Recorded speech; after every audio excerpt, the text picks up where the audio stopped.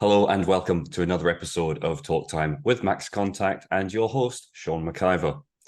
Our guest for today's episode is Customer Service Center Specialist and Consultant Marianne Rutz.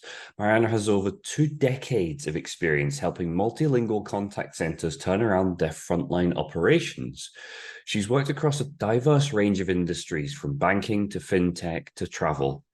Some of the brands that she's worked with include Santander, Hertz, Ralph Lauren, and Thomas Cook. Marianne's here today to talk about achieving true customer centricity. Marianne, I could have spent that entire introduction just listing some of the huge brands that you've worked with. Did I miss any key ones that you really wanted me to name? No, you mentioned the one where I really learned my ropes, and that was actually with Hertz.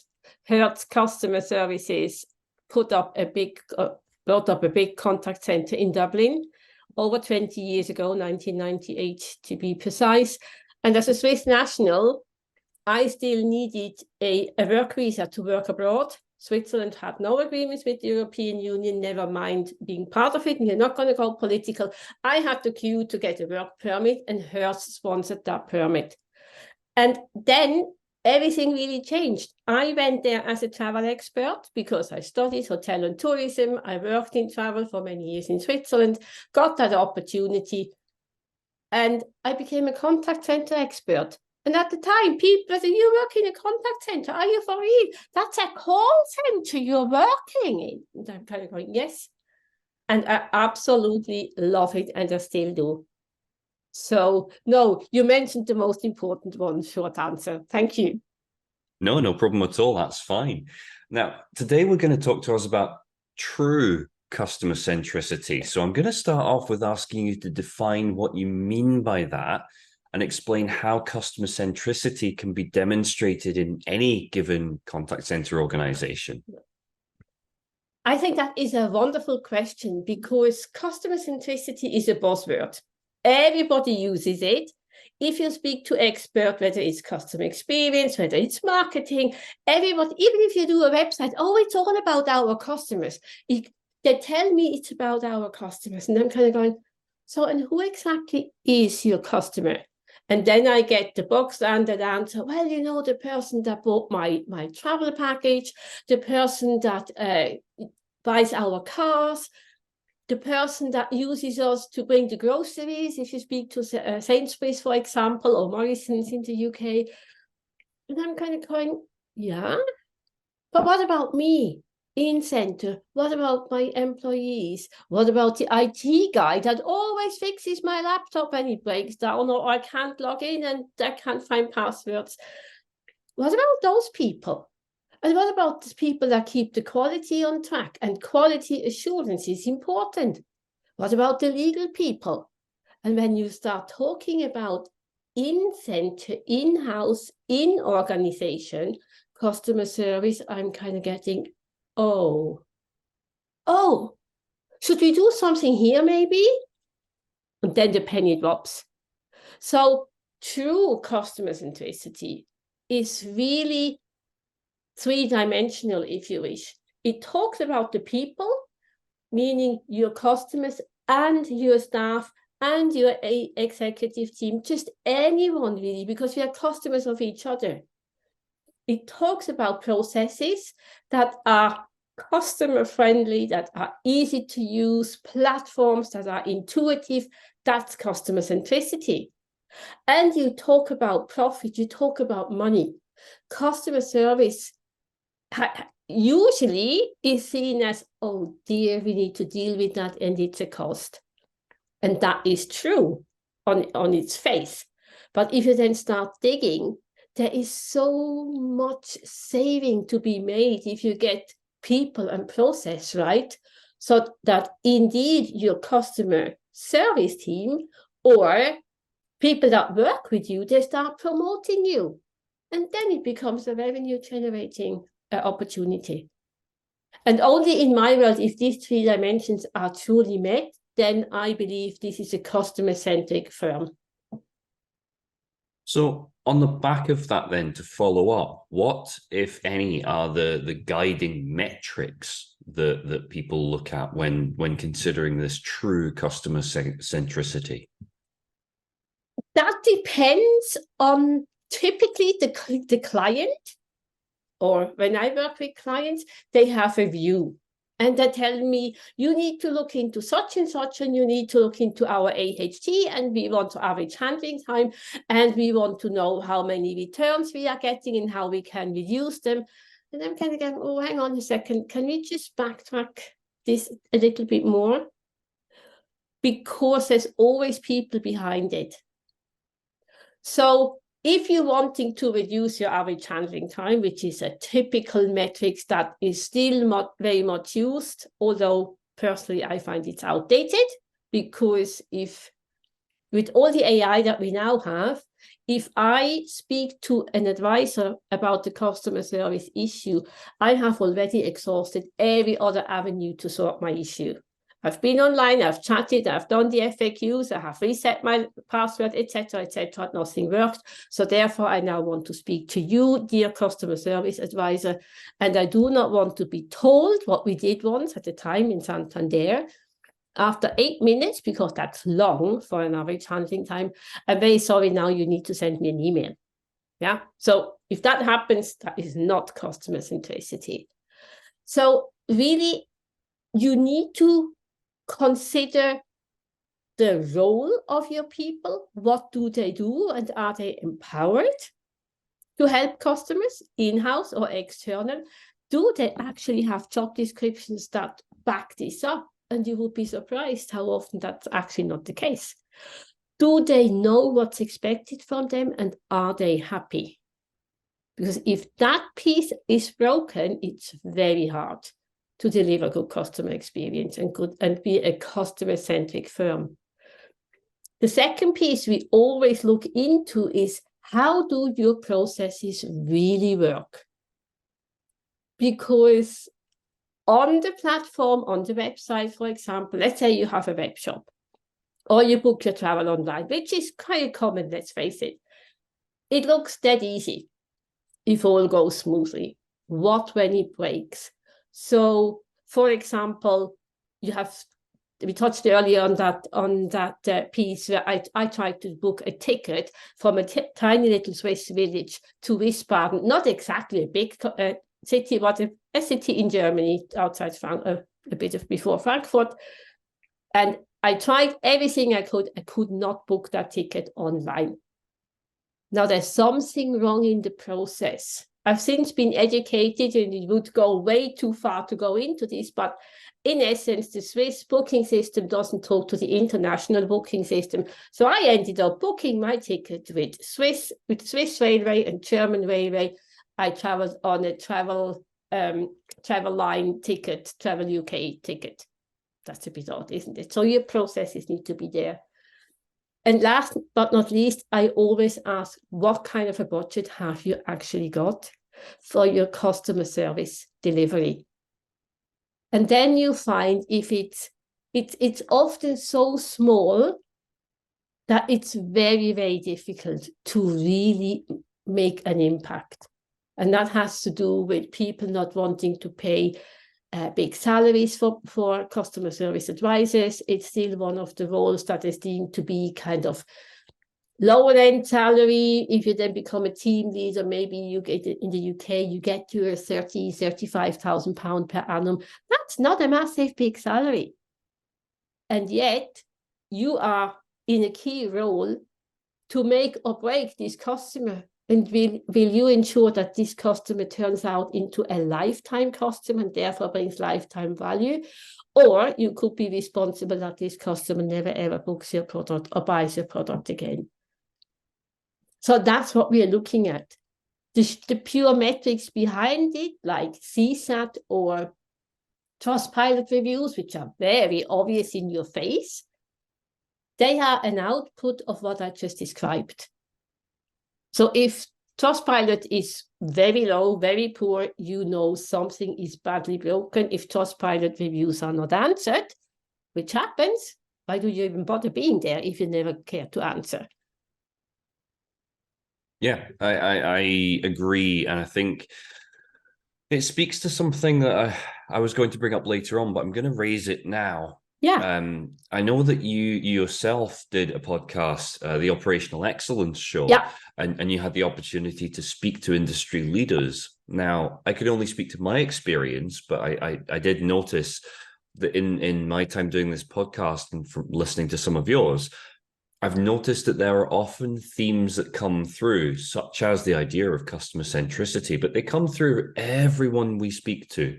Yeah. Why do you think we have these big themes everyone seems to be aware of, but they seem to remain just that? They're big themes or big ideas or big issues. And so it doesn't feel like the industry as a whole is really tackling this issue. I think it's as I mentioned earlier, it's a buzzword. You have to have it. You need to talk about continuous improvement. If you don't, you're not selling. It's a sales tool. It's a tool to gain new customers, especially if you work in the outsourcing world, which I've been in for a long time. Customer centricity was always somewhere. But when it then comes to actually executing what it means, which is you need to hire the right people. When you hire people, you need to make sure that they meet a certain skill set. Now, we don't want to go down the road and say we are not entertaining your application because of your accent.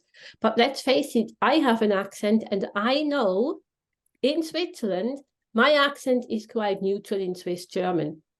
But if I speak to somebody from the other side of the Mount Gotthard, let's say the valleys, I don't understand them, they don't understand me. So when I do customer service there, I need to be very careful what I'm hiring. What accent am I actually hiring? That means that's work involved. Then you need to really provide proper training. That's a cost. One firm that does it extremely well, and I don't have shares in Hyatt, but Hyatt Hotel Group, they have an amazing onboarding and training course when they get new advisors on board. And why do they do that? Because when you enter a Hyatt hotel, you get the same experience everywhere around the world. And it doesn't matter whether it's one of their higher end properties that they sell or one of their medium standard properties you sell or you buy. So that means training. Training is always at the start the cost. Always, always. So therefore, if you are not committing a budget to close the loop to the previous couple of words I said, if there is no budget to invest in the people that are supposed to deliver the service, then your customer centricity falls off the wagon as soon as after marketing person bought the product, bought your a holiday or whatever, and when something goes wrong and it's broken, then your customer centricity is just simply not there. But it's a great buzzword, and it's you walk into a shop and say, yes, we put the customer at the heart of everything we do. Do you really? Yeah. And you have to prove to me as a firm that you do. Because when I come in, I can guarantee you I find something that you may not have been aware, or you are aware, but you didn't want to be aware. I can find something that's broken. Because things do break, and that's normal. But the process beyond that, how do you turn a disgruntled customer that gave you a 1 on Trustpilot or such a negative CSAT score that at the end says, I didn't get what I wanted, but thank you for helping me and listening to me. This customer will come back, although he or she was disgruntled at the start. It's interesting, and you've opened up two different avenues there. And the first one I'd like to just ask on, it links back to something that I read, and it comes back to something that you said was a commitment to something that came from, I believe it was your father, soup, soap, salvation. Correct, yeah. And you need to feed and water people before offering them products or services. Can you just expand on that principle and how it's influenced your work in the industry? Thank you for asking that question. Yeah, I think my father was a a minister in the Protestant church, and I grew up that way. And when I was a child, we always had people from all walks of life in our house. Always. There was always a bedroom ready for people to stay overnight. There was always food on the table. And if somebody came in late at night with my dad, my mom would always still go and cook them a meal. And we were always wondering, but Papa, that's fine, they can sleep. It's not enough. It is not enough. You need to really take care of people's first and foremost needs before you can do something else, or before you can educate them, or before you can demand or ask something of them. So this soup, soap, salvation is, I believe it's the Salvation Army's slogan, or was at the time. My dad just adopted it, and he absolutely lived it. So kind of care about other people, I never knew any different.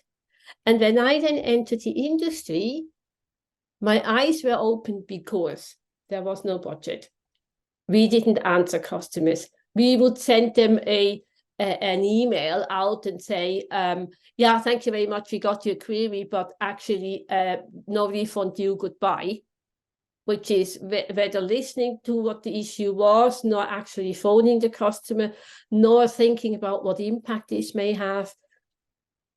I was like, I can't do that. I can't work in this industry. Until I realized, if I walk away now, hundreds of others will walk away as well. And then what? So the issue is that we are called to serve. You can call it whatever you want, you hire yourself, you God, whatever you want, but there's a call to serve. And this call to serve applies from me to you and from you to me. And if I really live that, people start to notice, and exactly that's what happened. People started to notice. So in Rutz, I then had a really great opportunity to learn the trade, KPIs, measures. It's important that we have numbers. Absolutely, don't get me wrong, we need numbers. But the numbers need to talk. And I need to be able to use the numbers to talk to other people. And that's how then it also influenced my career. I realized I can do something here. And I still do. The other thing that you mentioned was around accents and regionality. Yes. Mm-hmm. And I read with no small amount of envy that your career has taken you to various locations around the world. Yeah. And I just wanted to unpack that a little. How have cultural differences impacted your work in the contact center industry? And I suppose with that in mind, how do you deliver not only multilingual support, but also, crucially, culturally sensitive support? I think here, being a Swiss national and grown up in Switzerland, so Switzerland has 4 national languages and a number of regions that work independently with various accents and various, ins and outs of how the canton works. That's just the makeup of a Swiss person in general. When I came to the UK and to Ireland in particular at the start, I realized that was helping me because I could talk a number of languages, which not very many Irish people could, and not very many Brits could. And secondly, as soon as you can talk to somebody in their own language, there is a connection. And even if it's just, hello, how are you doing? Did you have a nice weekend? As our conversation started, it gives a connection. You then can build on that. Now, when it comes to cultural differences, I tell you a story. I had an opportunity to deliver for Lexmark at the time, a contact center solution in Bangalore. Now, that was English. Happy days. But there is me with my wonderful red Swiss passport walking into this contact center, being a bit overwhelmed, 3,000 people, everybody very, very busy. I was given an office, and I thought I'd rather sit on the floor, on the contact center floor. But I took the office. People came in, bought me tea, and my lunch was brought to me. And I'm kind of going, I can get my own lunch, but still didn't say anything. And then they brought me to an apartment.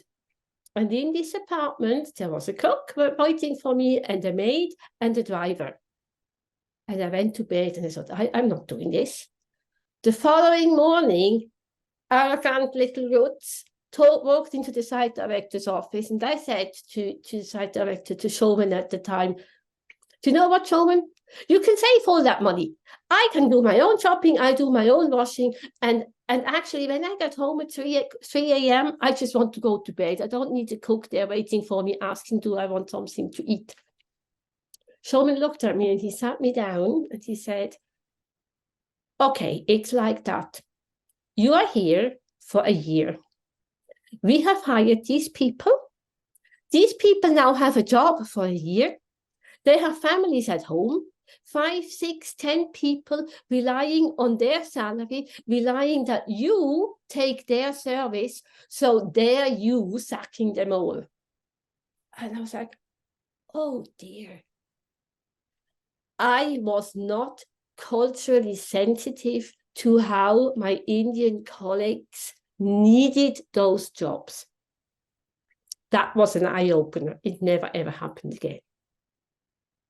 But it also helped me, because I experienced that when I now put up a new contact center somewhere, and let's say it's multilingual, and there's Spanish, and there's Portuguese, Italian, there's German. I know that an Italian phone call takes longer than a German phone call, because the Italians like to chat. They like to talk about the weather. The German person wants to get stuff done. They don't want to talk about how they are, nor what they have been doing over the weekend. They just want the matter solved. It's interesting because, you know, the cultural awareness that you have when you talk to people of different nationalities and from different backgrounds, that essentially becomes data points. Yeah.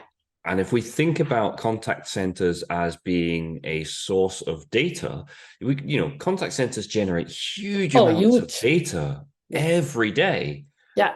And I suppose one of the challenges of a contact center and of the industry is how companies can better leverage their analytics. And with the advent of AI, you can provide these, in theory, hyper-personalized experiences and meet customers' expectations, which have risen over the past 2 decades, I would argue exponentially. Yeah. The challenge there, though, and it's twofold. The challenge there is that companies want to optimize costs. Customers want more human, empathetic service. Correct. So how can businesses strike the right balance between automation and the human touch? It's that how you use automation. And that goes into the process piece of the framework that I always use. It's not good enough to buy a number of apps and think they should all talk to each other and problems go away.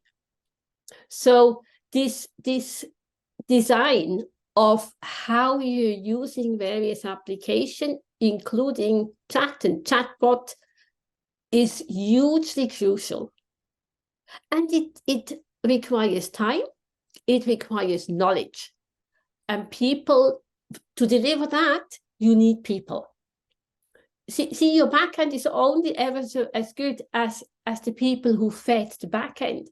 So if you're using FAQs, the answer is only as good as whoever provided the answer. If you're using a chatbot and you're training a chatbot, the answer that the chatbot gives is only as good as what was fed at the backend. The same with translation software, etc. So there's a massive opportunity, and that is a cost upfront.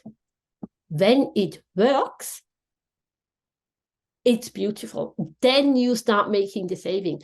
But firms need to be very clear, if they go down that road, the investment is upfront. The benefit comes 6, 9, 12 months later. That needs to be very, very clear.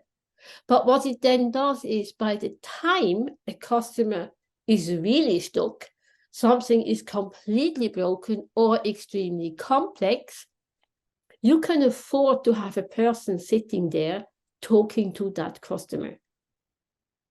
But the verbatim that you use to feed and train your, let's say, chatbot agent, that is important work. And how often firms take, or have taken in the past at least, have taken a shortcut there, that never pays. That never pays off. Never. So how do you get customer centricity into AI? Is creating the right design, spend time and link the right applications with the various technologies that you're using. So, for example, if a firm uses SAP, which a lot of firms use nowadays, you can do so much more than just logging a ticket and working the ticket and closing the ticket. But you need to be willing to investigate, and you need to be willing to invest. When you've done that, your people can really just focus and listen to what is the customer's problem really. And then this screaming down the line should actually also go away, or at least be a little bit less. Or the advisor can say, yes, I am sorry you had this experience. Tell me all about it. I am here to help. But there's no AHT attached anymore, okay? The measure then is the quality of the case, not an AHT of 360 seconds. Yeah, I agree with you on that one. And I think it speaks to what you were saying of your experiences when you worked at Hertz, you know, and you told people that you were working for a contact center and the reactions that you got to that. And I think until very recently, it wasn't viewed as being a skilled career path. Absolutely. And I think that's something that I'm glad to say appears to have gone through something of a transformation, maybe over in the last 5 years or so through the course of the pandemic. Just to box off the piece we were talking around on customer data and how much customer data we have and wanting a personalized experience. This is a bit of an unusual question, but I think I'm going to frame it and then I'll explain what I mean by that. But how big is the risk of over-personalization and the risk of it becoming transparent or false? And what I mean by that is, I'll give the example. I often have conversations with my friends and they don't like the fact that, for example, in conversation, we'll be talking about washing machines. And then they'll go onto a social media site and they'll scroll through it and they'll notice that there's some bits and pieces around washing machines in there. And it's that slightly unnerving degree that it can be over-personalized, if that makes sense. And I just feel that, that feels like there's an element of risk there that I don't think has really been explored hugely. I wonder what your thoughts are there. Can I just ask another question? By risk, do you mean a risk of exposure or a risk of saying something wrong that's untrue? No, I think it's more a risk to customer experience, because I think if it's hyper-personalized, if it's over-personalized, it could risk becoming somewhat false and disingenuous. You know, if I call a contact center and then I have to contact them at a later time and they open the conversation with, "Oh, how was your holiday in Prague?" I'm not sure how I would feel about that. That might feel like that was almost taking it to the extreme and going to almost an invasive degree. It was infringing in your personal space. Yeah. Get it. Okay. There is an element of that. And I think if you work in the contact center, and full disclosure, I look a lot at especially when I work with firms who are very strong on social media, I really watch what are they doing and what is the answers that my advisors provide. So I'll give you an example. A company who has really evolved with their social media is our very own Cotswolds company in the UK. And we worked with them over nearly 18 months. And one of the challenges we found at the time is that Facebook comments on social, Instagram comments, and Trustpilot comments, they were not aligned. And depending on what platform the customer spent time, they were more or less engaged. And of course, if you then come with your own name, the advisor can go and see who you are. And then, as I said, they Google you, and then all of a sudden they realize, oh, they had 2 broken chairs and they were on holiday in Spain and they just bought a new car. Now, from a customer service advisor, that is confidential between you as the customer service advisor and the customer. And you are not, unless the customer offers information, you are not to touch on this. End of. There is a legal aspect to this, which in the widest sense falls under GDPR, because the customer, yes, he shared it on social, but he didn't mean to share it with you in, let's say, the cutthroat company who you bought the chair from. They didn't have to know that they also bought the car. And that is, again, down to training. When we train customer service advisors today, there is a big emphasis on how do you respect the privacy of a customer? How do you treat them as a customer, not as a social person that you happen to have met somewhere? And especially if you were to speak to a German person and say, and how was your holiday in Greece? They would hang up on you. That is not what they asked. That's not what they want to discuss. They contacted us via Facebook. Fine, they have a concern. The concern needs answering. End of. Yeah, no, I agree, and it's something that I read something about recently, and it was in relation to artificial intelligence, and it was an exploration of what ifs, and I thought it was a really interesting point, and that's why I wanted to just get your insight on it. I think you could actually go, if you were to do an exercise, which I do regularly, use ChatGPT, say, key in keywords, you could key in Marianne Rutz, travel, Deutsche Bahn, SBB. You would find, the response you would get would have some truth in it, some false, really. They're not quite there yet. And you would know a lot about me. Do I want to discuss this with you? Unless I offer, probably not. Yeah, I agree. Just to circle back round then, I'm conscious of time, so I think I've only really got time for one final question, unfortunately, and I'm trying to decide which one to go with. So I'm going to go with a really broad question. Yeah. In your view, how has the approach to customer centricity changed over the last 2 decades? And where do you hope to see it go in the future? Okay, that is a broad question. When I started off in the industry, and we, at the time, in Rutz, we still were working with a notebook, a headset, actually a phone on a handle. So, we sat there with the phone under our ear. We couldn't leave the desk.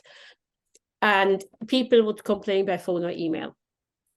To provide a level of customer centricity from that aspect was there. And Hertz had at the time already quite a sophisticated membership program, the Hertz Gold Card. Don't know whether you remember, but that was a big thing at the time. So we knew quite a lot about our customer, and we looked that up. Today, you're going to think, gosh, this was a dinosaur approach. I know much more about customers now. But that was the starting point. It then became all about cost saving and AHT and files per hour and contacts per hour and cost per minute, etc. And the customer centricity just disappeared. It just didn't exist anymore because it had to be fast, cheap, and dirty. That's why contact centers went to Ireland. They got a big tax break there. That's why contact centers went to India. A cool example is BT, British Telecom, who went all to India and had to bring it all back because customers didn't get a service. So we went totally the opposite. And over time, people started to realize, well, hang on a second, there's competition out there. How do I actually make myself different to my competitor? Where is the differentiation? And they realized it's how I deal with the customer. So the marketing changed, it became more personal. The sales process became more personal. The customer service process became more personal. And then I had to realize, oh, that costs money. Now I need to do something with all the trivia that needs to be dealt with, but I don't have the money for, so I can spend the money on people. And that's where we are, I would say, where we are now. Ideally, I will go to an approach, as we see in excellent hospitality. I come here, I come to you, I'm buying your service. I want to be treated like the king, but I am not the king. And that's where I want to go.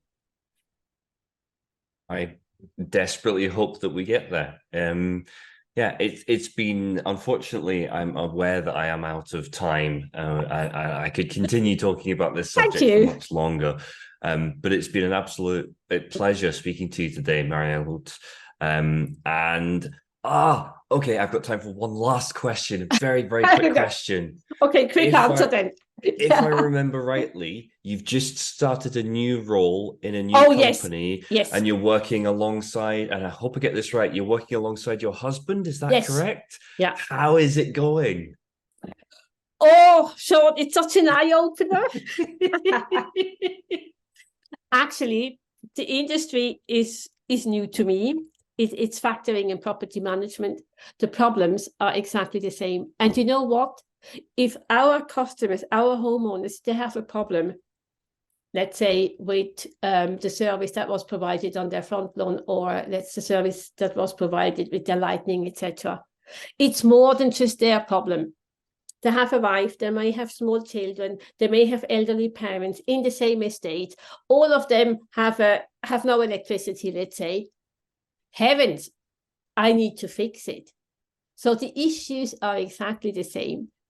And that's what really, really gives me joy, to just say, okay, guys, this is how we do this. Now, do I have a lot to learn? Yes, I do. My husband is the subject matter expert, but I'm the one that can say, well, hang on a second, why are we doing this? Why do we not just automate this piece? And we really focus on that, what makes people's lives a misery. And there's a lot in this field to do. I love it. That's amazing. I love the fact that you've been able to translate everything you've learned from one industry and apply it to another industry entirely. Again, it's been an absolute pleasure talking with you. Thank you for having me.